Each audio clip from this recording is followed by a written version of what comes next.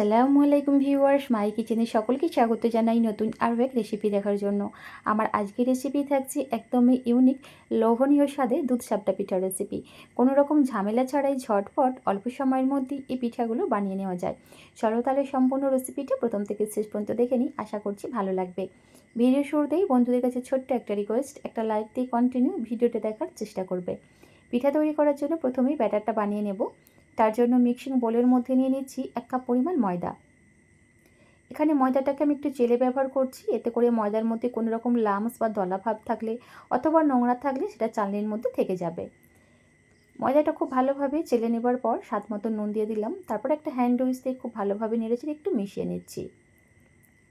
এখানে আগে থেকে জাল করে রাখা লিকুইড দুধ ব্যবহার করে আমি ব্যাটারটা তৈরি করে নেব। তবে তোমরা চাইলে এখানে পানি দিয়েও এই ব্যাটারটা তৈরি করতে পারবে। তবে দুধটা একেবারে দেবো না, এভাবে অল্প অল্প করে দিয়ে একটা হ্যান্ড উইচ দিয়ে খুব ভালোভাবে ফেটিয়ে নিচ্ছি। এই কাজটা একটু সময় নিয়ে করতে হবে, যেন ব্যাটারের মধ্যে কোনো রকম লামস বা দলাভাব না থাকে। একদম স্মুথ আর মসৃণ করে এই ব্যাটারটা তৈরি করতে হবে।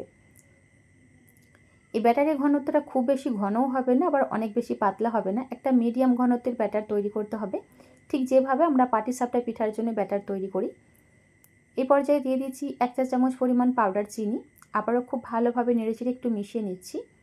তো খুব ভালোভাবে নেড়েচেড়ে মিশিয়ে নিলেই কিন্তু ব্যাটার একদম রেডি।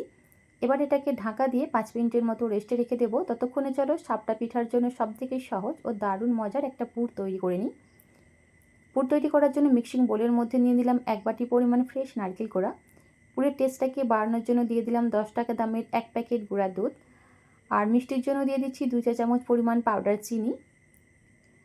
আর সুন্দর একটা স্মেলের জন্য দিয়ে দিচ্ছি সামান্য একটু এলাচের গুঁড়া। এবার এই সমস্ত কিছু উপকরণ খুব ভালোভাবে হাত দিয়ে একটু মেখে নিচ্ছি। তো দেখতেই পাচ্ছ বন্ধুরা, সবথেকে সহজ ও দারুণ মজার পুরটা কিন্তু একদম রেডি। এই পুরটা তৈরি করতে জাস্ট কয়েক সেকেন্ড লাগে, তবে খেতে অসম্ভব মজার হয়। একবার হলেও এইভাবে পুরটা বানিয়ে দেখতে পারো, আশা করছি তোমাদের ভীষণ ভালো লাগবে। তো পুরটা কিন্তু খুব সুন্দরভাবে তৈরি করে নিয়েছি, এবার এটাকে একটা সাইডে রেখে দেব। ঠিক 5 মিনিট পর ফিরে আসলাম। আবারও ব্যাটারটাকে খুব ভালোভাবে একটু ফেটিয়ে নিচ্ছি। তো ব্যাটারের ঘনত্বটা হয়তো বা দেখেই নিশ্চয়ই বুঝতে পারছো বন্ধুরা, পিঠার জন্য ঠিক এইভাবে তৈরি করতে হবে। এবার পিঠাগুলো ভেজে নেবার জন্য চলে যাচ্ছি চুলায়। তো এদিকে চুলায় একটা তাওয়া বসিয়ে দিয়েছি, তারপর মিডিয়াম ফ্লেমে রেখে একদম হালকাভাবে গরম করে নিয়েছি। সামান্য একটু তেল ব্রাশ করে দিয়েছি, তারপর 1 হাতা ব্যাটার এভাবে প্যানের মধ্যে দিয়ে দিচ্ছি। তারপর প্যানের হাতাটাকে ধরে এভাবে একটু দুলিয়ে রুটির মতো শেপ দিয়ে নিলাম। দেখতেই পাচ্ছ খুবই সহজ। তারপর রুটির ওপরের অংশটা যখন হালকা ড্রাই হয়ে আসবে পরিমাণ মতো পুর দিয়ে দিলাম। তারপর ঠিক এইভাবে ফোল্ড করে দিতে হবে। আশা করি তোমরা দেখেই নিশ্চয়ই বুঝতে পারছো বন্ধুরা আমি এই কাজটা কিভাবে করে নিচ্ছি। আর এই সময় কিন্তু চুলোর ফ্লেমটাকে একেবারে লোয়ে রাখতে হবে। তো খুব সুন্দরভাবে পিঠাটাকে কিন্তু আমি ফোল্ড করে নিচ্ছি।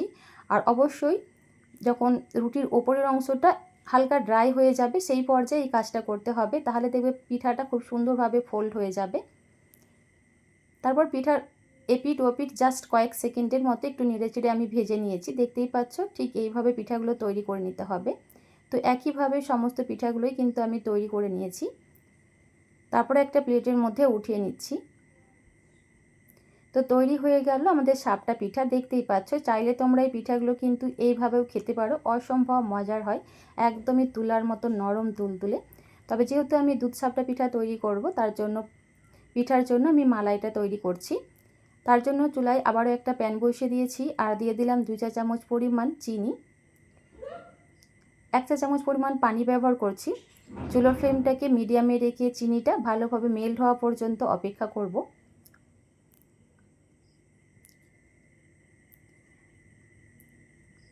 তো এখানে চিনির মধ্যে সুন্দর একটা কালার চলে এসেছে, সেই পর্যায়ে চুলার ফ্লেমটাকে একেবারে লোয়ে রেখে অনবরত নেড়েচেড়ে ক্যারামেলটা তৈরি করে নিয়েছি।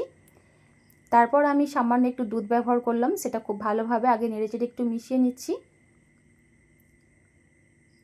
তো ক্যারামেলের সঙ্গে দুধটা খুব ভালোভাবে নেড়েচেড়ে মিশিয়ে নেবার পর বাকি দুধটা অ্যাড করে দিচ্ছি।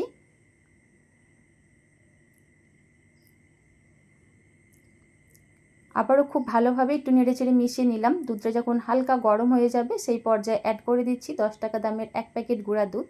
এতে করে মালাইটা দ্রুত ঘন হয়ে যাবে আর খেতেও ভীষণ ভালো লাগবে।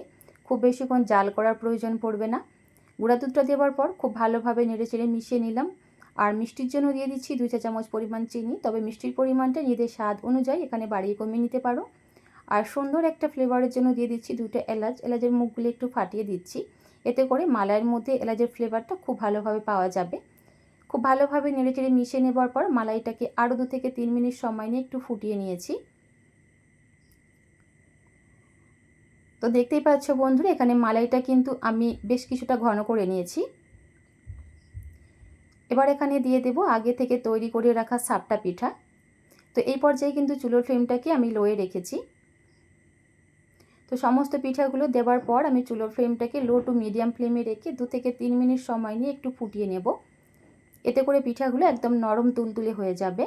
খুব বেশিক্ষণ সময় প্রয়োজন নেই ফোটানোর, 2 মিনিট ফুটিয়ে নিলেই হবে।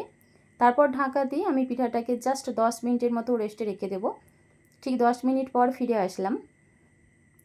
এবার এই পিঠাগুলোকে আমি প্লেটের মধ্যে উঠিয়ে একটা একটা করে পরিবেশন করছি। দেখতেই পাচ্ছ বন্ধুরা, এই পর্যায়ে পিঠাগুলো দেখতে কতটা বেশি সুন্দর আর লোভনীয় লাগছে। চাইলে তোমরা পিঠাগুলোকে আরও কিছুক্ষণের জন্য মালাইয়ের মধ্যে রেখে দিতে পারো, সেক্ষেত্রে আরও অনেক বেশি নরম তুলতুলে হবে। তো পিঠাগুলোকে খুব সুন্দরভাবে প্লেটে উঠে নেবার পর সামান্য একটু পেস্তা কুচি দিয়ে আমি সাজিয়ে নিয়েছি। তো একটা পিঠা তোমাদের আমি কেটে দেখাচ্ছি কতটা বেশি নরম তুলতুলে হয়েছে। তো চাইলে তোমরা রেসিপিটা বাড়িতে বানিয়ে দেখতে পারো, আশা করছি তোমাদের ভীষণ ভালো লাগবে। আর এই শীতের সময় পিঠাপুলি খেতে কিন্তু ভীষণই মজা লাগে। তো অবশ্যই কিন্তু রেসিপিটা বাড়িতে বানিয়ে দেখবে, আশা করছি তোমাদের ভীষণ ভালো লাগবে। তো আজকের রেসিপিটা তোমাদের যদি ভালো লেগে থাকে নিজের ফ্রেন্ড ফ্যামিলির সঙ্গে শেয়ার করবে এবং অপরকে আমার ভিডিওটি দেখার সুযোগ করে দেবে। আজ তাহলে এ পর্যন্তই, আল্লাহ হাফিজ।